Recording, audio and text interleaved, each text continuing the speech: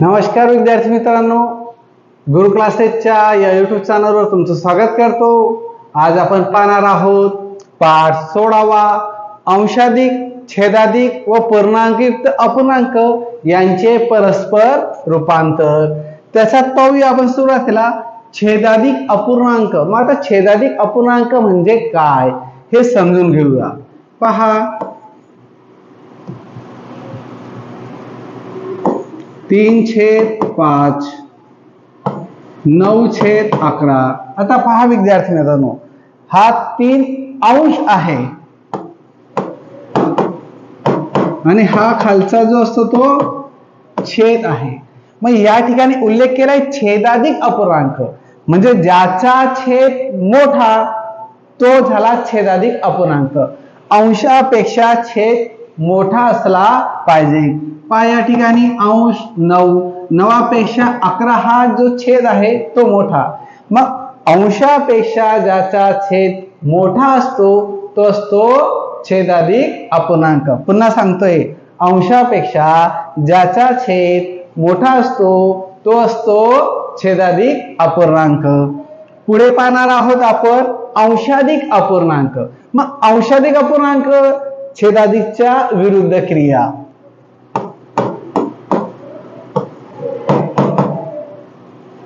अंश आणि हा छेद। मग या ठिकाणी छेदापेक्षा अंश काय आहे? मोठा। पहा 5पेक्षा 9 मोठा दिसतोय, म्हणजे यावरून काय लक्षात येतंय की छेदापेक्षा ज्या वेळेस अंश मोठा असतो त्यावेळेस त्या अपूर्णांकाला अंशाधिक अपूर्णांक असे म्हणतात। या दोघी गोष्टी तुमच्या लक्षात आल्या असतील। आता पूर्णांकयुक्त अपूर्णांक म्हणजे काय तेही समजून घ्या, कारण स्वाध्याय 16.1 सुरू करण्या अगोदर ह्या गोष्टी समजून घेणं तुमच्यासाठी महत्त्वाचं आहे आणि माझ्यासाठी व्हिडिओला सबस्क्राइब करणं महत्त्वाचं आहे। तर चला पुढचं पाहूया पूर्णांकयुक्त अपूर्णांक। म्हणून व्हिडिओला सबस्क्राइब करा अगोदर, मग पुढे सुरुवात करूया आपण। पूर्णांकयुक्त अपूर्णांक। आता या ठिकाणी 2 हा पूर्ण आहे, 3 आणि इथं 5 याला म्हणतात पूर्णांक आणि हे आहेत अपूर्णांक। पूर्णांकयुक्त अपूर्णांक। आता याचं अंशाधिक अपूर्णांकात रूपांतर करता येतं। मग कशा पद्धतीने? ह्या दोघांचा होत असतो गुणाकार, याचा आणि याचा, यांचा करायचा गुणाकार आणि त्याच्यात ही संख्या मिळवायची। पहा पुन्हा इकडे समजून देतो, 2 × 5 + 3 / 5 म्हणजे या ठिकाणी हा जो 5 आहे हा छेदस्थानी जसा तसा असतो। 2 × 5 यांचा गुणाकार होत असतो आणि आलेलं उत्तर त्याचा 3 मिळवायचं असतं, म्हणजे आलेल्या उत्तरात 3 मिळवायचे आहेत। मग 5 2 10, 10 मध्ये 3 मिळवले तर होतात 13। मग या ठिकाणी 13/5 13/5 हे झाले अंशाधिक रूपांतर आणि याच्या व्यस्त क्रिया आहे। अंशाधिक अपूर्णांकाला पूर्णांकयुक्त अपूर्णांकात आपण घेऊ शकतो। मग आता या ठिकाणी पहा 13/5 याचं पूर्णांकयुक्त अपूर्णांकात रूपांतर कसं करणार?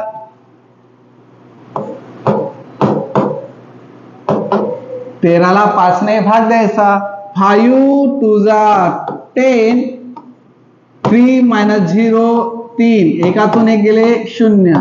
आता हा जो खाली बाकी उरते ती लिहायची असते वरती आणि हे जे 2 असतात पूर्ण ते बाजूला आणि ज्याच्याने आपण भागतो ती संख्या लिहायची असते छेदस्थानी। हे झालं पूर्णांकयुक्त अपूर्णांकात। म्हणजेच याच्यावरून तुमच्या एक लक्षात आलं असेल की पूर्णांकयुक्त अपूर्णांकाला अंशाधिक अपूर्णांकात रूपांतर करता येतं आणि अंशाधिक अपूर्णांकाला पूर्णांकयुक्त अपूर्णांकात रूपांतर करता येतं। चला पुढचा स्वाध्याय 16.1 त्यातला पहिला प्रश्न पाहूया। पुढील पैकी एक अपूर्णांक उरलेल्या 3 अपूर्णांकांपेक्षा वेगळा आहे तर तो अपूर्णांक कोणता? आता वेगळा अपूर्णांक ओळखायचा आहे, म्हणजे गटात न बसणारा ओळखायचा आहे। सुरुवातीला या ठिकाणी पाहता क्षणी काही गोष्टी आपल्याला करतात. इथं 4, इथं 4, इथं 4, इथं 4 आहे. 4पेक्षा 19 मोठा म्हणजेच हा अंशाधिक अपूर्णांक आहे. 4पेक्षा 17 हा मोठा म्हणजे हा पण अंशाधिक अपूर्णांक आहे.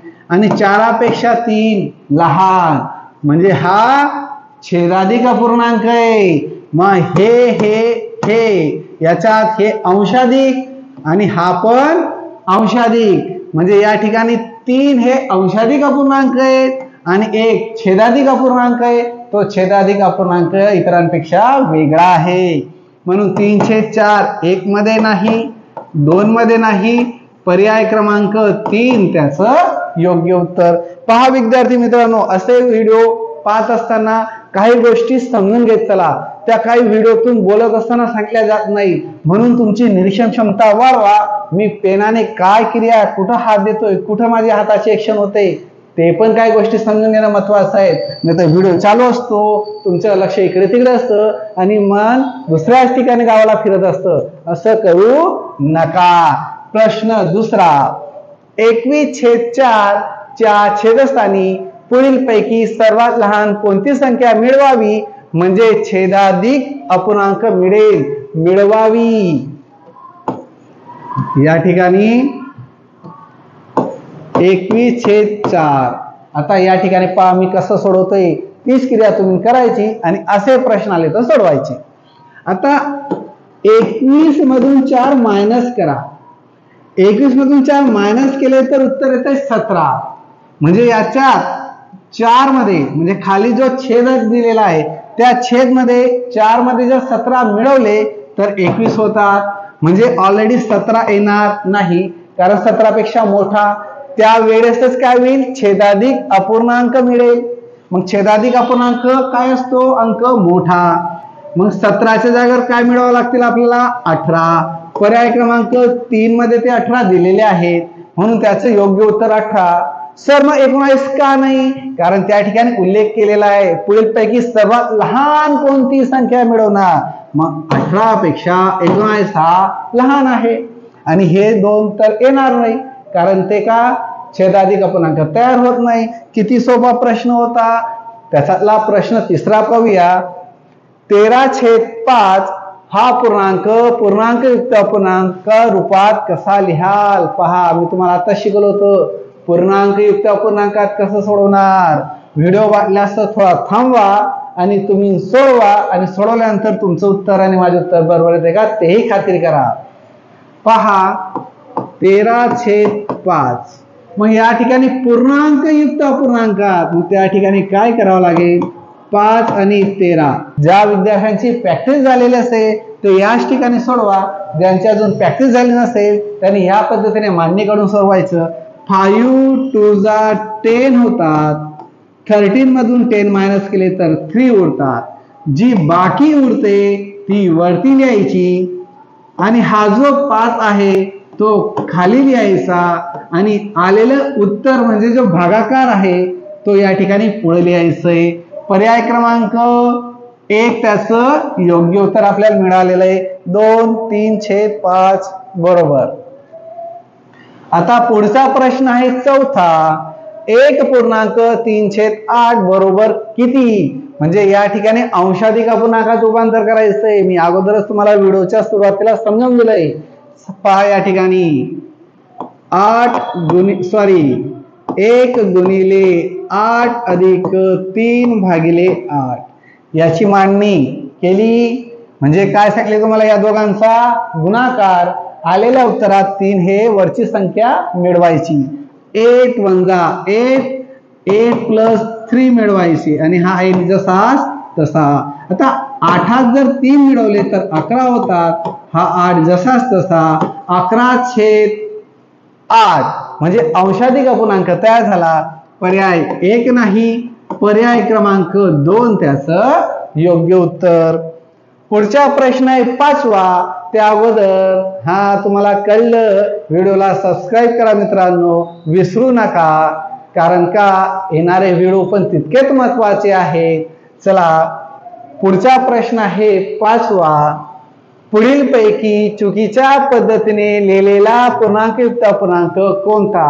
काय विद्यार्थी म्हणतात, सर आम्ही फक्त व्हिडिओ पाहून घेतो, आम्ही सबस्क्राईब करून काय उपयोग? आणि बाळांनो, सबस्क्राईब केलं तर मला आनंद होईल आणि मला माझ्या विद्यार्थ्यांना लाईव्ह शिकवता येईल. आणि त्यावेळेस जर तुम्ही त्या ठिकाणी सबस्क्राईब करून ठेवलं तर तुम्हाला पेपराच्या वेळेस जर लाईव्ह क्लास घेता आला तर तुमचाही घेऊन टाकेल, त्याच्यात काय अर्थ.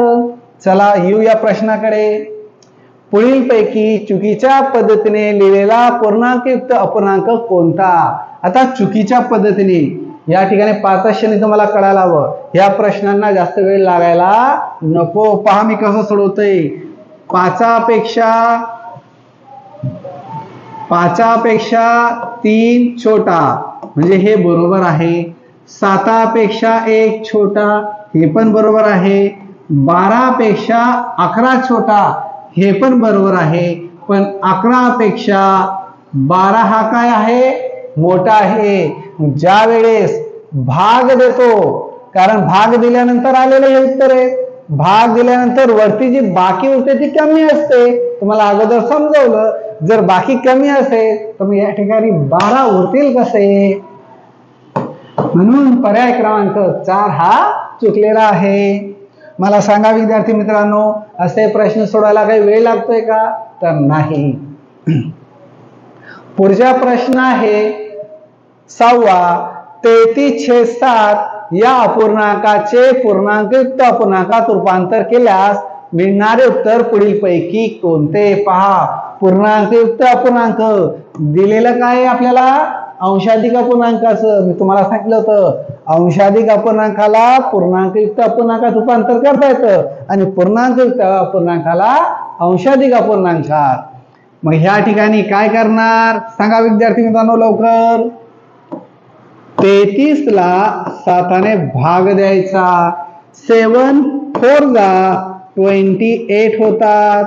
आता 33 मधून 28 मायनस करायचे. जर मायनस केले तर या ठिकाणी उरतात 5. पहा 28 नंतर 29 30 31 32 35 उरले 5. बरोबर. आता हे आहे बाकी, ती लिहायची वरती, ज्याच्याने भाग दिला तो अंक खाली आणि हा 4 शेजारी. म्हणून पर्याय क्रमांक 4 5 7. पर्याय क्रमांक 2 त्याचं योग्य उत्तर मिळालेलं आहे.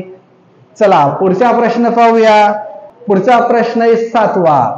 पुढील पर्यायातील कोणत्या अपूर्णांकाचे पूर्णांकयुक्त अपूर्णांकात रूपांतर करता येणार नाही? या ठिकाणी नाही सांगितलेलं आहे. मग 7पेक्षा याच ठिकाणी उत्तर शोधून दाखवतो.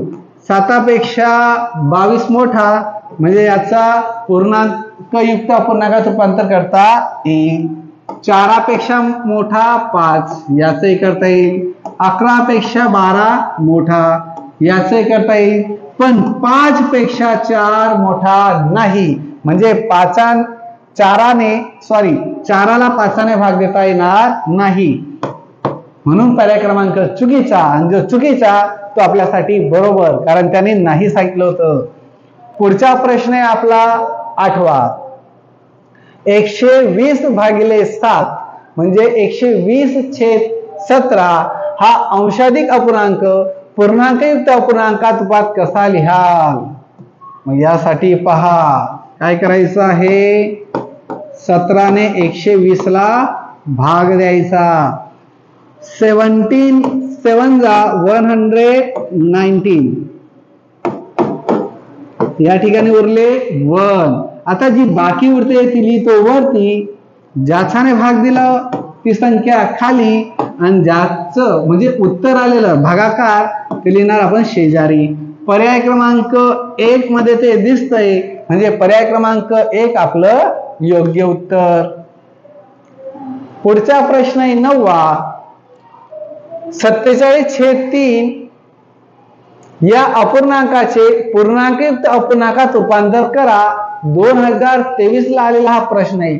आता पूर्णांकयुक्त अपूर्णांकात रूपांतर करताना आताच मागचा प्रश्न मी तसाच सोडवला. पहा या ठिकाणी 3 ने 47 ला भाग द्यायचा आहे.